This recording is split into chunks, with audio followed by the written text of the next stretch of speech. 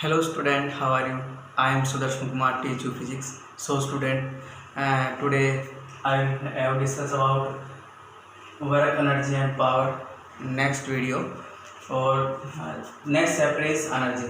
तो बेटा हमने प्रीवियस जो वीडियोस थे उसके अंदर हमने देखा वर्क क्या होता है, वर्क डन क्या होता है, उसकी यूनिट देखी और उसके बारे में हमने पॉजिटिव, नेगेटिव और जीरो वर्क डन के बारे में भी हमने डिस्कस किया।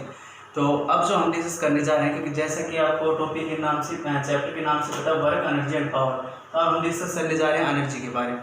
तो what do mean by energy? Energy क्या होती है? The capacity of doing work by an object is called energy of a body. कि हम किसी भी बॉडी की कितनी कैपेसिटी है कार्य करने की, वही उसका क्या होगा, एनर्जी होगी। अगर किसी की कार्य करने की कैपेसिटी कम है तो एनर्जी कम, ज़्यादा है तो एनर्जी ज़्यादा। तो हम डेफिनेशन देखेंगे क्या था। The capacity of doing work, the capacity of doing work, the capacity of doing work by an object, the capacity of doing work by an object is called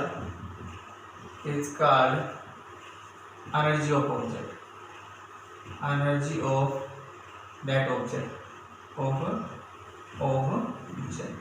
energy of object। तो इसको हम क्या कहेंगे? Energy of the object या body, कोई भी होती है।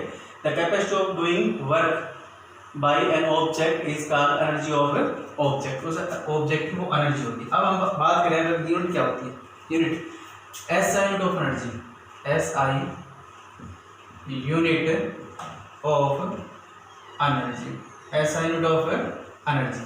तो जो एसआई यूनिट एनर्जी की वो सेम है, same as work done, same unit as work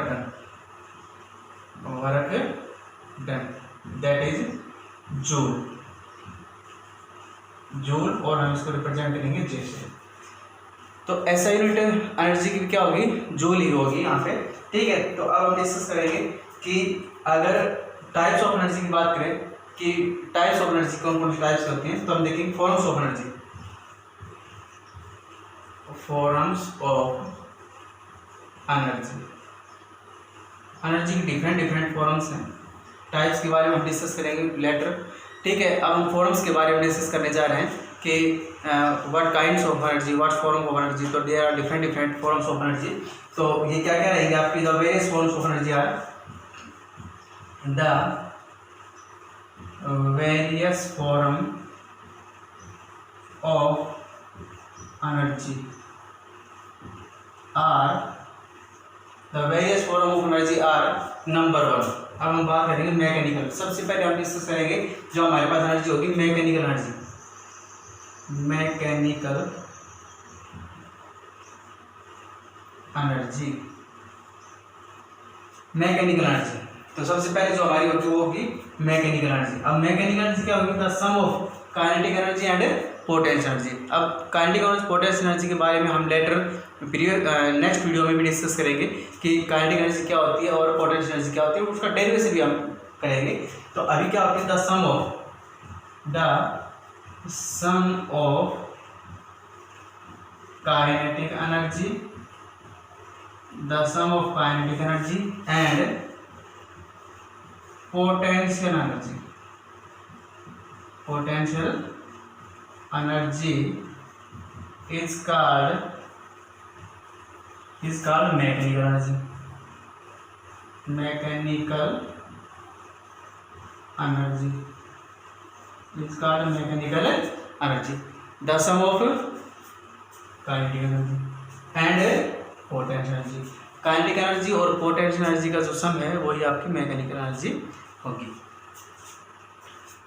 जो नेक्स्ट रहेगी वो रहेगी आपकी हीट और थर्मल एनर्जी, हीट और थर्मल। जहाँ पे थर्मल आ जाए वहाँ पे रिलेटेड टू हीट होती है, हीट और थर्मल एनर्जी। भाई हीट एनर्जी और थर्मल एनर्जी जो किससे प्रोड्यूस होता है? Energy processed by body due to its temperature, the energy possessed the energy possessed by temperature, यानी टेम्परेचर रिलेटेड होगी, हीट होगी। The energy possessed by a body due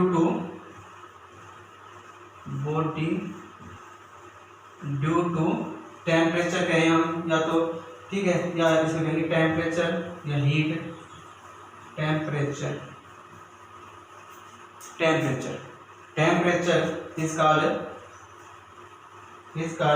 is known as thermal energy, is known as thermal energy। क्या होगा, देखो heat या thermal, temperature related जो होगा, temperature related जो हीट होगी, जो भी आपके पास टेम्परेचर रिलेटेड एनर्जी होगी, जिसमें टेम्परेचर हो, इंक्रीज हो या डिक्रीज हो, तो हमारी हीट एनर्जी या थर्मल एनर्जी रहेगी। ठीक है, तो ये हम देखेंगे। इसके बाद और नेक्स्ट हम देख रहे हैं अभी आगे। अब नेक्स्ट हम देखेंगे जो आपकी थर्ड नंबर है, chemical energy. The energy release by chemical reaction, the energy released by chemical reaction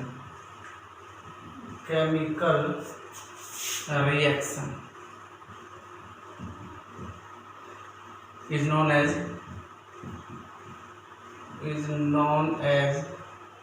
chemical energy। chemical energy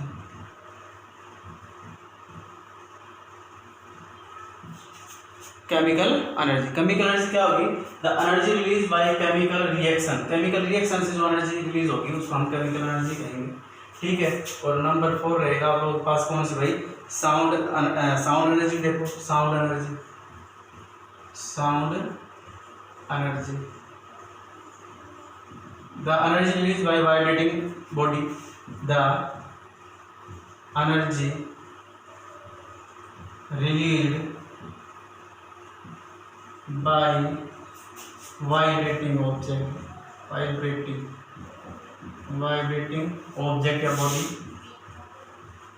object या बॉडी,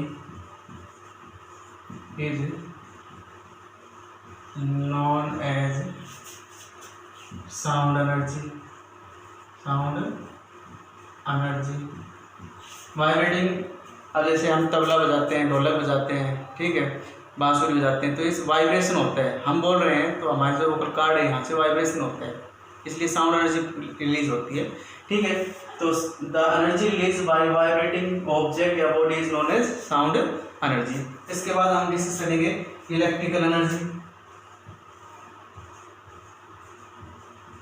इलेक्ट्रिकल एनर्जी क्या होगी, इलेक्ट्रिकल एनर्जी होगी the energy of moving electron, the energy of moving electron of a conductor. The energy of moving electron of a conductor is known as electrical energy। जब electron move कर रहे हैं, मान लीजिए मेरे पास कोई कंडक्टर है, ये मेरे पास कोई कंडक्टर है, ये कंडक्टर है, इसके अंदर इलेक्ट्रॉन मूव कर रहे हैं। जब क्या करता हूँ मैं, एक्सटर्नल कोई बैटरी लगा देता हूँ यहाँ पे, ठीक है, सहज या मैंने क्या लगा दी यहाँ पे, बैटरी लगा दी। ठीक है, तो पॉजिटिव से नेगेटिव आपको पता है करंट की जो डायरेक्शन होती है, आई करंट जो फ्लो कर रहा है वो पॉजिटिव। इलेक्ट्रॉन अब क्या करेंगे, पॉजिटिव से इलेक्ट्रॉन है वो डायरेक्शन मूव कर रहे हैं इस साइड में इलेक्ट्रॉन।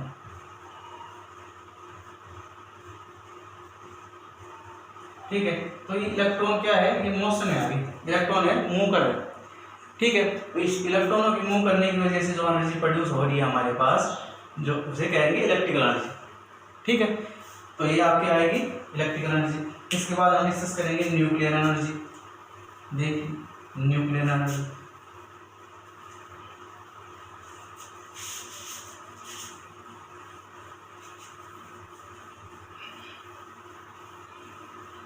ये हमारे पास number 6 nuclear energy.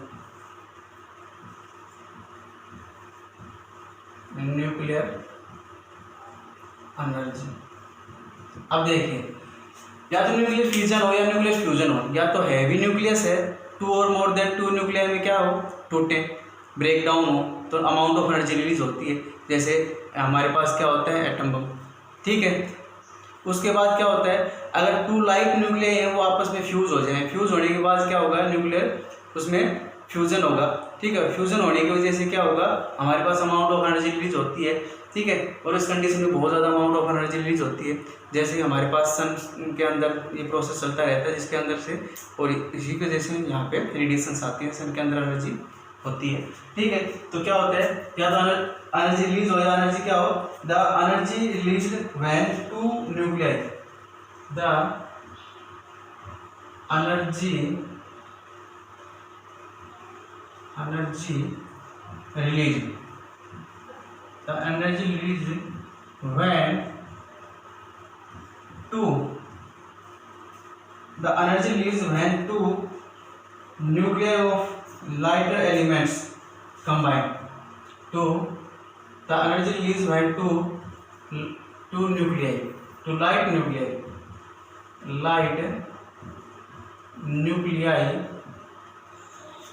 fuse together,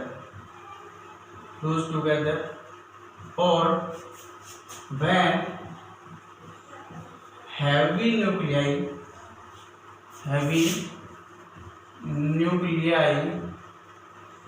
break down, then both cases energy release. This is known as nuclear energy, और इसे हम क्या कहेंगे, nuclear energy. This is known as nuclear energy. या तो 2 न्यूक्लियाई लाइट न्यूक्लियाई फ्यूज होकर वही एनर्जी रिलीज करें, या हैवी न्यूक्लियाई था वो टूट के, मान लो ये तो हमारे पास 2 न्यूक्लियाई थे, ये हमारे पास एक न्यूक्लियस था और ये एक न्यूक्लियस था। जब 2 लाइट न्यूक्लियर क्या करेंगे, आपस में कंबाइन करेंगे, हैवी बना रहे हैं, और अमाउंट ऑफ एनर्जी रिलीज हो रही है, ठीक है। या फिर क्या होगा, जैसे हमारे पास हैवी न्यूक्लियर था, और हैवी न्यूक्लियर क्या करेगा, 2 न्यूक्लियस के अंदर टूट जाएगा, जैसे एक ये टूट गया और एक ये टूट गया, ये लाइट न्यूक्लियर के अंदर टूट गया, ठीक। और अमाउंट ऑफ एनर्जी क्या होगी, रिलीज होगी। बहुत केसेस के अंदर ये कंडीशन होती है, दोनों केस के अंदर एनर्जी रिलीज होती है। ये लाइट न्यूक्लियर थी, ये हैवी न्यूक्लियर, ठीक है। उसके बाद आता है आपके पास सोलर एनर्जी। क्या आता है लास्ट आपका, सोलर एनर्जी। तो हम देखेंगे अभी सोलर एनर्जी के बारे में। 7 नंबर, सोलर एनर्जी। सोलर का मतलब ये होता है सन से जो एनर्जी आ रही है, तो सोलर एनर्जी कहते हैं। Energy release by the sun, the energy released by the sun is known as solar energy। जो एनर्जी हमें सन से प्राप्त हो रही है उस एनर्जी को हम क्या कहेंगे, सोलर एनर्जी, ठीक है। तो ये आपकी सोलर एनर्जी हो जाएगी, क्योंकि बहुत ज़्यादा अल्टीमेट सोर्स ऑफ एनर्जी है सोलर, सन से जो हमारे पास जो एनर्जी आती है वो बहुत ज़्यादा मात्रा में एनर्जी हमारे पास आ रही है, ठीक है। अब हम बात करेंगे, इसमें डिस्कस करेंगे काइनेटिक एनर्जी के बारे में। मेन हमारे पास जो है पोटेंशियल ऑफ काइनेटिक, इनका डेरिवेशन करेंगे, और काइनेटिक एनर्जी क्या होती है उसके बारे में हम आपको बताएंगे काइनेटिक एनर्जी होती क्या है। देखिए भाई, यहाँ पे हम डिस्कस करेंगे kinetic energy. Kinetic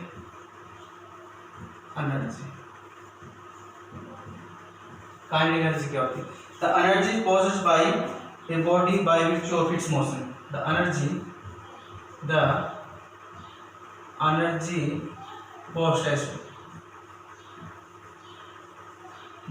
possessed by the energy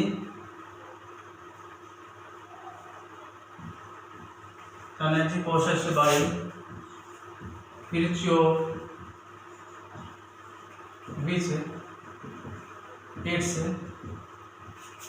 the energy possessed by which of its motion,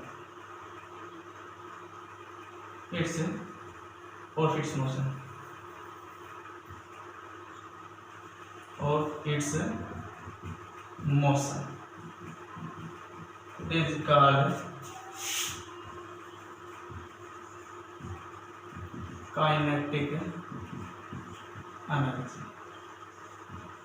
The energy possessed by which of its motion is called kinetic energy. यानी कि बेसिकली हम कह सकते हैं कि अगर किसी भी ऑब्जेक्ट के अंदर अगर मोशन है, कोई भी ऑब्जेक्ट मोशन के अंदर है, तो उसके अंदर रियल में काइनेटिक एनर्जी होगी, यानी कि वो जो उसके अंदर जो एनर्जी है वो काइनेटिक एनर्जी है। मूविंग बस, train, blowing winds, flying aeroplanes, ठीक है, कितने भी एग्जाम्पल, ब्लोइंग वाटर, ये बहुत से एग्जाम्पल हो सकते हैं इसके, ठीक है। मैं अभी एग्जाम्पल लिख देता हूँ इसमें। एग्जाम्पल देखिए, एग्जाम्पल ऑफ काइनेटिक एनर्जी देखिए, सबसे पहले मूविंग बस और ट्रेन, बस हो सकती है, ट्रेन हो सकती है, ये आपके एग्जाम्पल है, ठीक है। मूविंग बुलेट,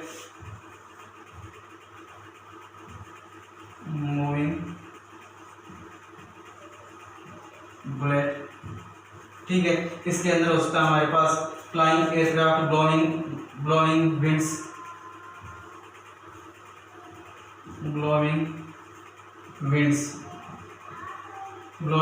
इस प्रकार से हम कर सकते हैं कि flying object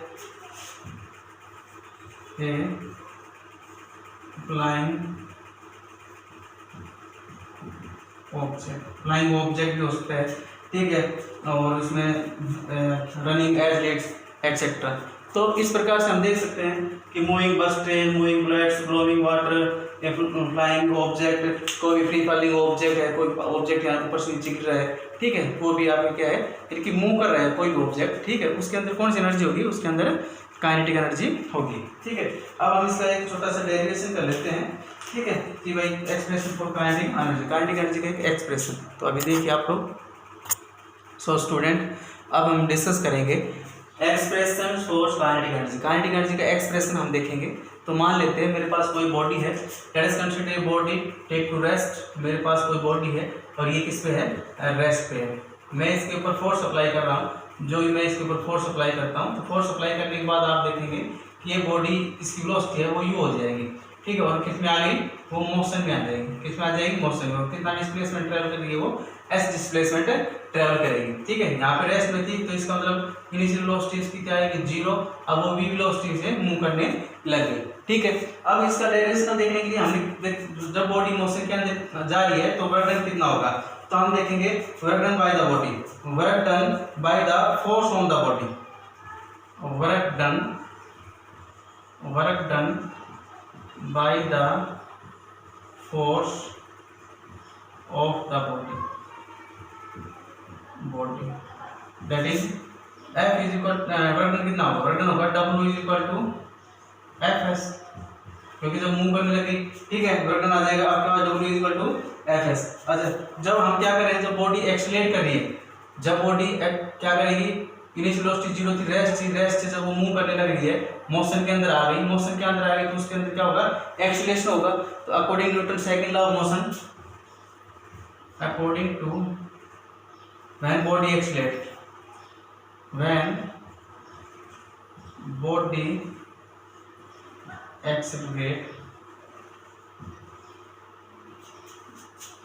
then according to Newton's second law of motion, according to Newton's second law of motion, according to Newton's second law of motion क्या होगा भाई, F is equal to m में जो फोर्स लगाया तो हमारे पास क्या होगा, एक्सीलरेट हुई बॉडी, ठीक है। व्हेन बॉडी एक्सीलरेट कर रही है तो आपको हमने न्यूटन सेकंड लॉ लगा दिया यहाँ पे, ठीक है। F is equal to क्या होगा, m में। अब ये इक्वेशन नंबर फर्स्ट थी, ये इक्वेशन नंबर आपकी second, put this value in first, put in first, ठीक है। ये वैल्यू आप फर्स्ट में पुट करवा दो, क्या आएगा W इज इक्वल टू आ जाएगा आपके पास F की वैल्यू MA और S आपका एच डी जाएगा। ठीक है, तो ये आपके पास इक्वेशन नंबर आ गई 3। कितनी आ गई आपके पास इक्वेशन नंबर 3। तब हम अब देख पाएंगे कि हमने क्या करना है।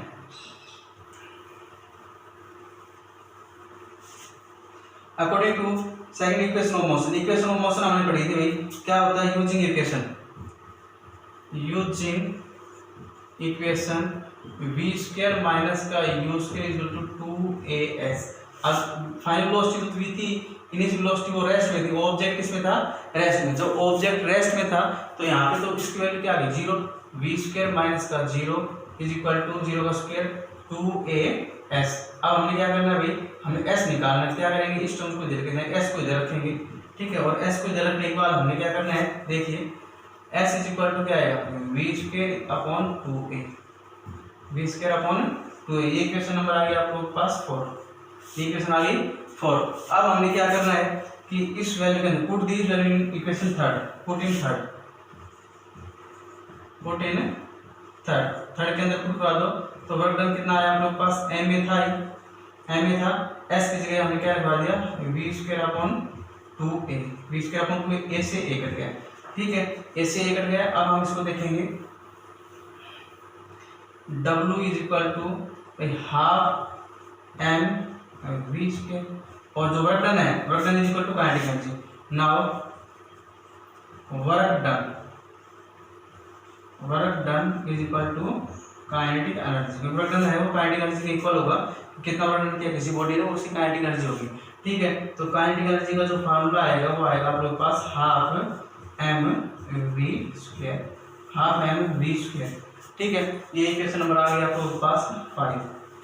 तो हमने देखा कि काइनेटिक एनर्जी का जो फार्मूला होगा वो होगा हाफ एम वी स्क्वायर, और इसके ऊपर न्यूमेरिकल पे आएंगे। अगर आप लोग मास दे रखा हो, वेलोसिटी दे रखी हो, मास दे रखा अगर वेलोसिटी दे रखी हो तो आप काइनेटिक एनर्जी फाइंड आउट कर सकते हैं। एक बात और देखिए कि काइनेटिक एनर्जी वो डिपेंड किसके ऊपर करती है, काइनेटिक एनर्जी है वो डिपेंड करती है,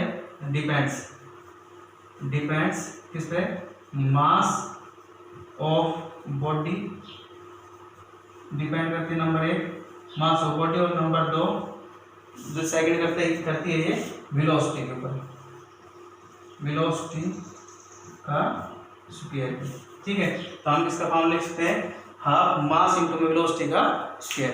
तो स्टूडेंट आप लोगों को ये समझ में आया होगा, और आज के वीडियो के अंदर आज हम इतना ही करेंगे। ठीक है, नेक्स्ट वीडियो में हम डिस्कस करेंगे आगे। और इसके साथ मैं आपको बताना चाहूँगा बेटा कि जो भी है आपको जो काम दिया जाता है वो अपना इस पर पॉज करके और आप इस पर ज़रूर करें, होमवर्क इसी में रहेगा आपका। Thank you.